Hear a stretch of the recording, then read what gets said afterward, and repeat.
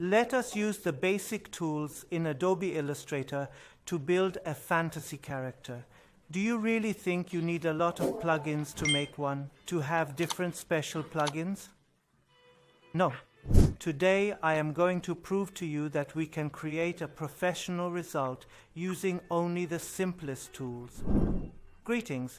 In this Adobe Illustrator session, I want to start from the very beginning and create a fantasy character step by step, using only the Shape Builder tool, and just a bit about how to go from a simple shape to a complex form and how to add volume using colors and shadows, and how to create the right mood and personality.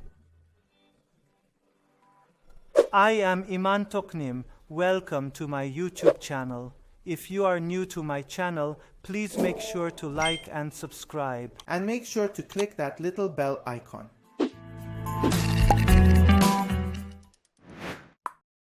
Just as I mentioned, let us go ahead and draw this character together.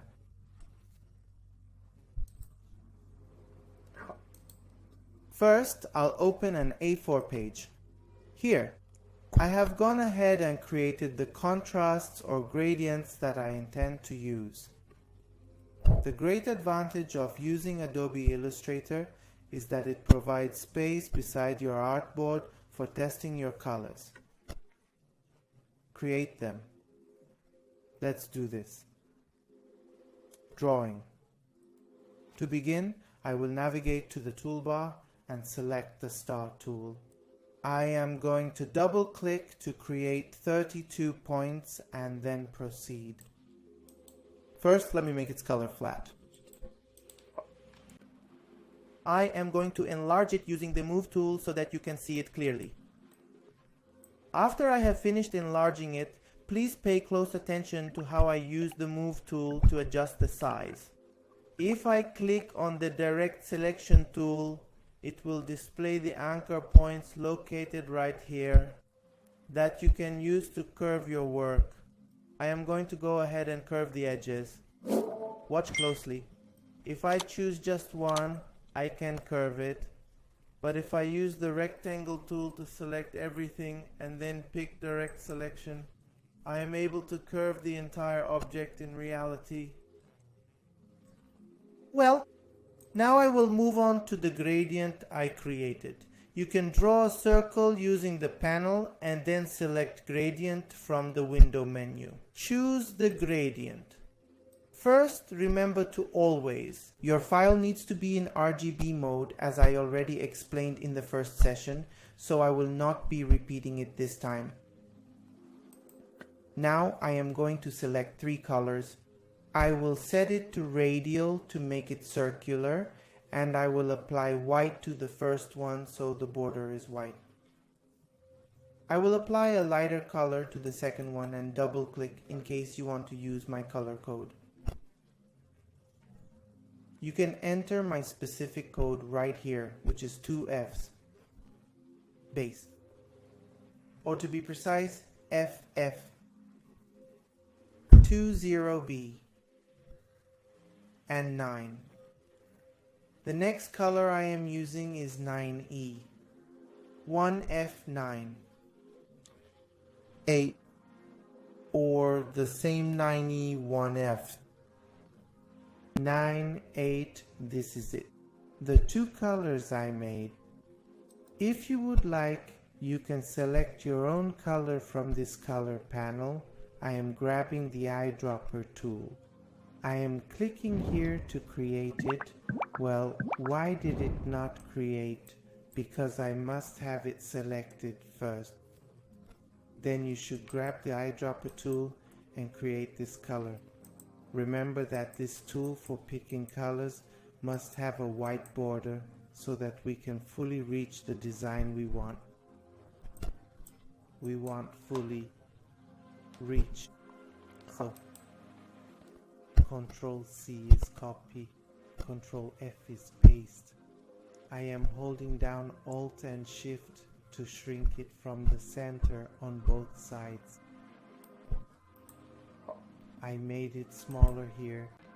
A little bit more I will make it smaller. Okay.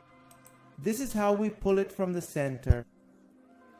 Now we move on to copying this from the outer part. So to day 1,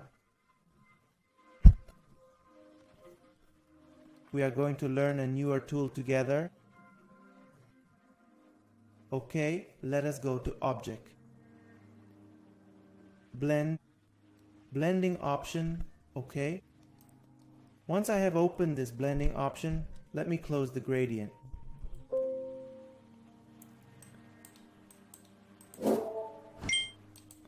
Object again. Blend, blending option. In the part. Last. It asks what the distance should be between the copies you want to create. Set to 1. I'm setting it to px, which stands for pixel, so it gives me 1 pixel. Okay, now, look guys, the reason it changes is because of the autofill feature. It is points, but because you have put 1 px, it is exactly correct. Again, this option has different ladders, whether you pick this or that. I say take 100 copies for me. Okay? When I press OK, nothing happens at all, because up until now the command we gave to execute this, you must come back and click on the blend micro. The event happens here. So what has happened now? From the axis, it has taken 100 copies for me until the end. Now, did you notice why I assigned white to the border? I am going to take the copies and they must become white. We should go ahead and create colored controls within the copies. This is for my copier. Now I am going to get to the form and create the form. Do it. Over here in this spot, I will select it from the start, from the effects menu. I will go to Distort Transform and select the pucker option. Well, I am looking to sharpen the branches of the form. So you are able to move it towards the outside here. Sharp to the outside is positive, sharp to the inside is negative. Keep in mind that this is resource heavy, so do not change the numbers too much, so that your computer system does not crash or hang up and force you out of the program. For example, I will set it to -18.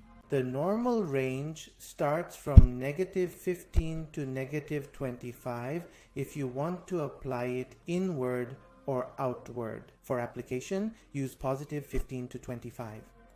And this is how my lines became sharp. Listen guys, I will pull out the properties menu in case you are not happy with this specific work or color. From this menu, you can hit delete and do it again, or even see the blend if you want to. It shows you all the commands and actions you performed in the appearance menu. Where did I get appearance? I double clicked like this. The appearance was created and it displayed every step and action I took. Okay? Remember this. It shows our steps like this. Like this to us. He asks what the file I gave is. It is not basic and opacity is 100. And in fact, we also removed its poker. Removed. Let us reapply poker and continue our work.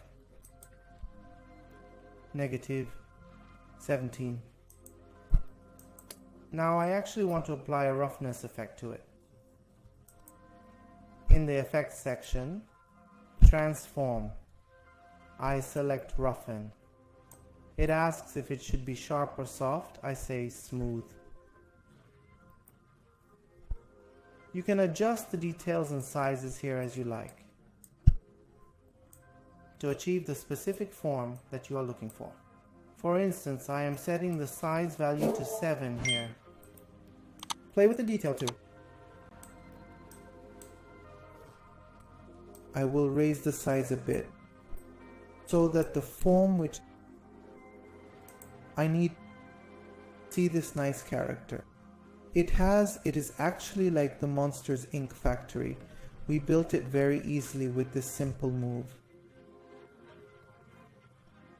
2. Now I want my form shape. Do you remember we made a copy there? Now I will zoom in and select this using direct selection. Remember to zoom in. So you select all of these with the direct selection tool. Okay, then I will go more towards the move tool. An arc right here. Now I need to pull this one upwards. You see? Like this. The form. There's a bit of a trick to using this move because you might fail to select one of these vertices. You need to activate the move tool at the precise moment the move is created to improve your form, to achieve a better shape.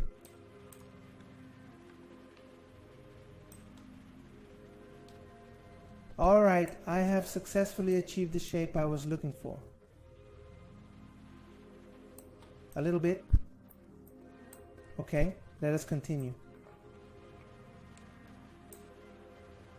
I reset it. Its edge here, a certain amount. Select. I move it this way.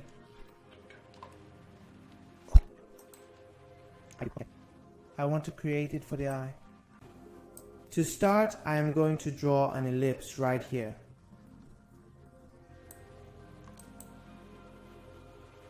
Color it. I will make it black. Colors don't matter. I place it here, okay? The size. Okay. I am going to make a copy by dragging with the Alt key, and I will create a hole for the eye as well. Okay. Now I am going to apply a color to it. I am going to go to the window menu and select the gradient option. I am going to apply black and white here, or the black and white I created, and I set it to radial, which is a white and gray color, and then I select it. Starting from the face with the gradient tool. Take a look here. I am able to spread my colors out and bring this in, meaning make it lighter. Spread it. Let's see. Here you can. It's spread. Make. When I say spreading, I mean that your gradient, its contrast becomes a bit further. I have gone ahead and created this color. Then I add a circle for the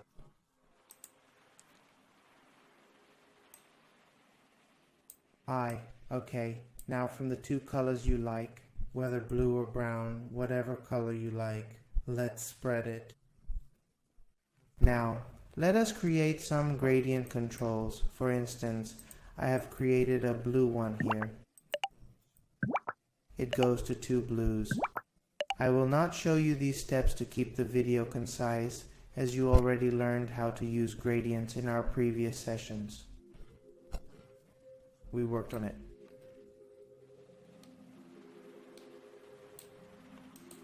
Okay.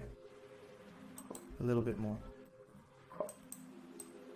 Now I am going to select this one.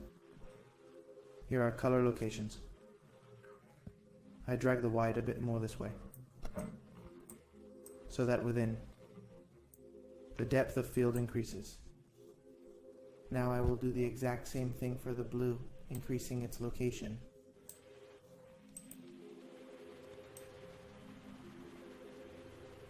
Okay, a bit more with gradients. I will play these parts.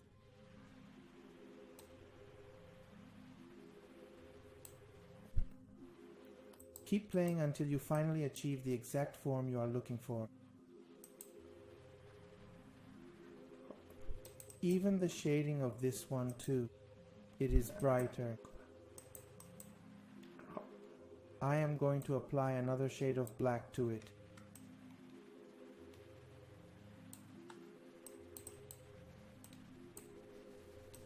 So that I create the form I want.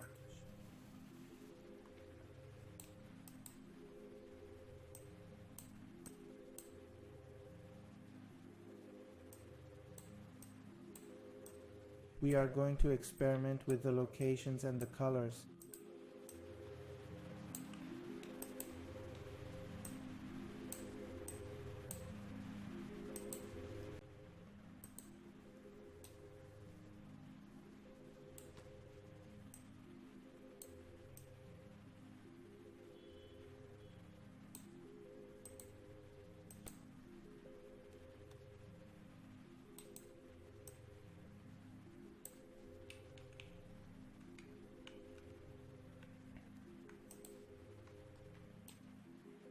Bye. This is what I wanted now. I am going to shift the eye a little bit further toward the center. I will place it right here, and that is all. I am going to go ahead and create two of them. Small circles that are white to serve as the eyelid for the character.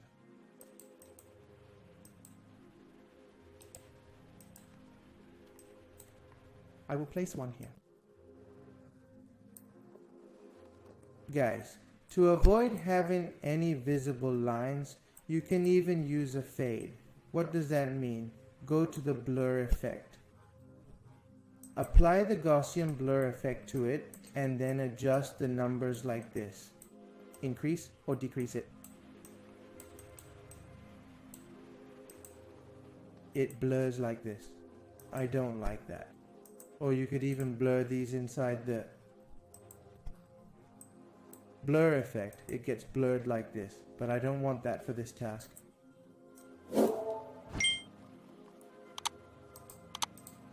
Two thin blur lines to be created uniformly in the frame. Created. Okay. Well, I am going to select all of these. I am going to group it using Ctrl G. Press the cut key. Do not forget that you must make a copy of it. Okay, so guys, I want to make a copy of this. The standard method we have used so far is holding Alt and dragging the track. Or Ctrl C, Ctrl F. Okay. Today I will teach you a new method. I will not press Ctrl C or Ctrl F. You have a tool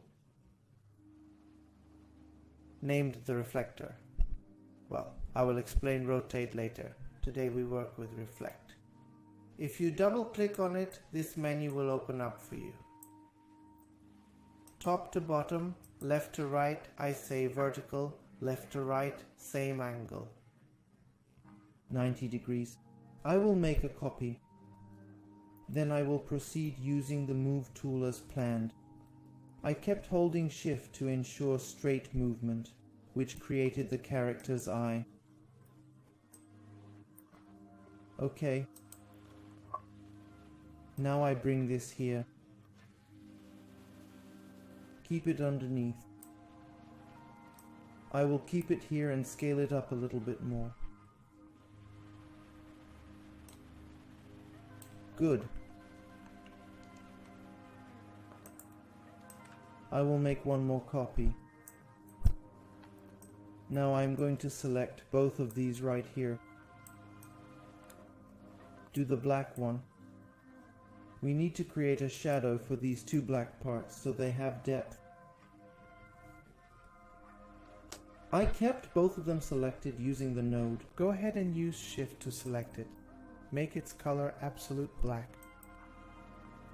Okay, it has black. I come into the window menu. Window. we are going to select transparency.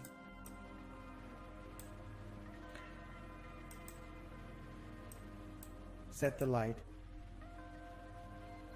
the first one, or merge. Okay, no changes. So I am unable to set my effect to multiply mode like in Photoshop, since this software is entirely vector based. Vector, what to do? I select the gradient. We set the two colors of my image to absolute black. We double click here for black.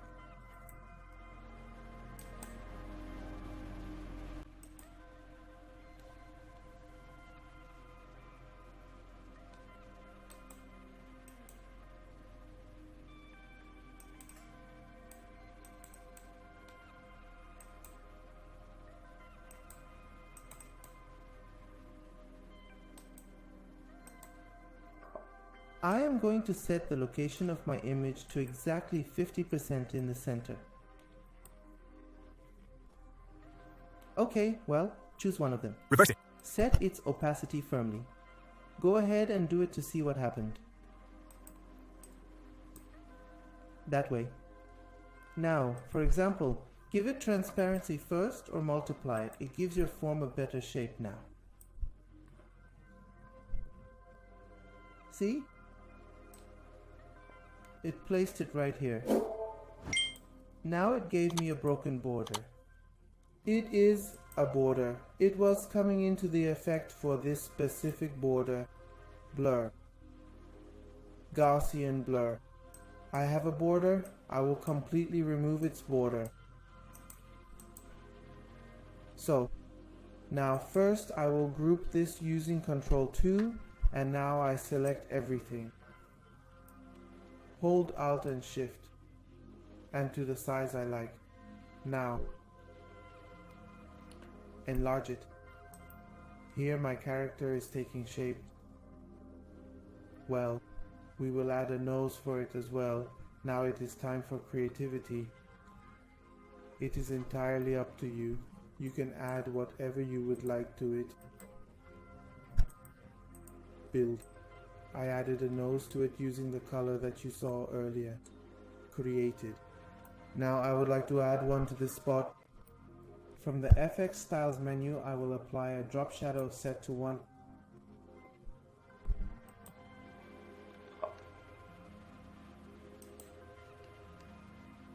Give FX Styles drop shadow. The blur looks good and I can reduce the opacity. Move it. I am able to change it using these. See?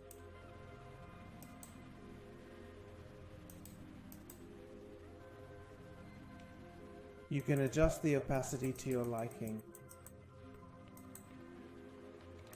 Good. And this form of it, now I will select everything. The amount is shifted.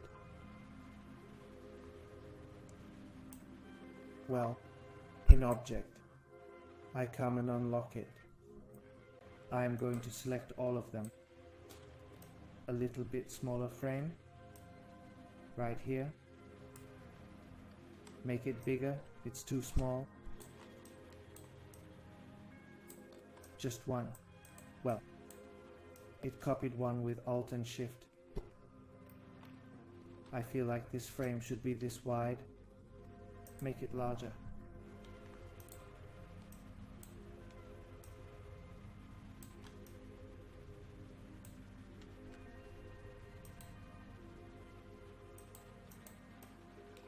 Okay. Copy this one using Alt and Shift. I am selecting both of them now. Center.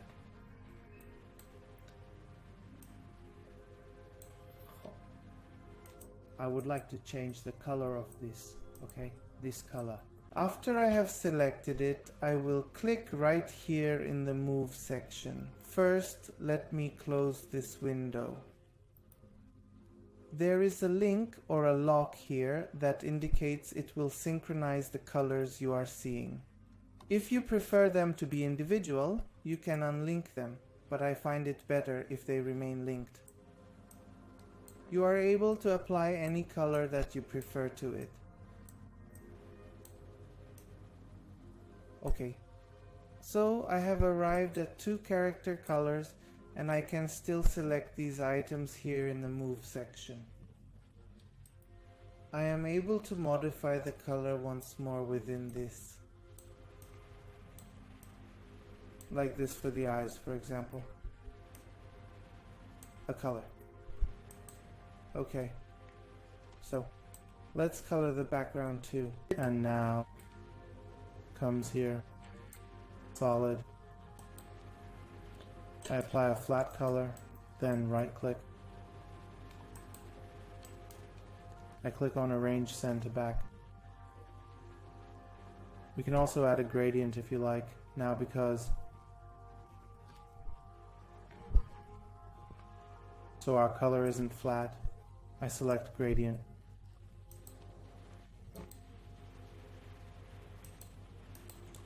I choose a color I like, for instance, a yellow.